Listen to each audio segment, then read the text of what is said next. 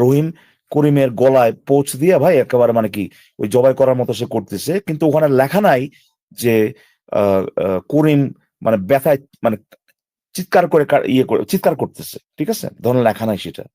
এখন আহ কেউ যদি বলে আরেকজন সেটা গবেষণা করছে, আরেকজন সেটা হ্যাঁ আরেকজন গবেষণা সেটা করছে। ধরেন এক্স্যাক্টলি, ধরেন আরেকজনে এটা নিয়ে পড়াশোনা করতেছে, 23 বছর যাবত পড়াশোনা করছে ধরেন, তো সে যদি এটা যদি বলার সময় বলে যে যে কেন জিনিসটা খারাপ, এটা সে বলার চেষ্টা করতেছে, এইটা টপিকটা হচ্ছে এইটা যে জবাই করা কেন খারাপ, ঠিক আছে, এইটা নিয়ে সে কথা বলতেছে।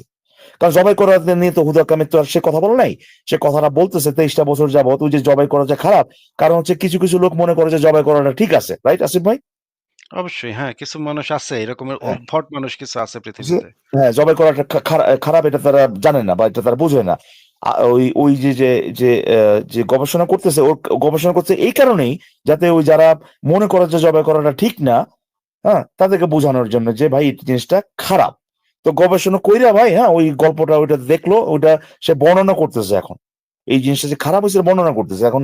সেইখানে সে যদি বলে যে আচ্ছা আমি ওই ব্যথার কথা চিল্লানোর কথা পরে বলতেছি আমি, ধরেন সে যদি বলে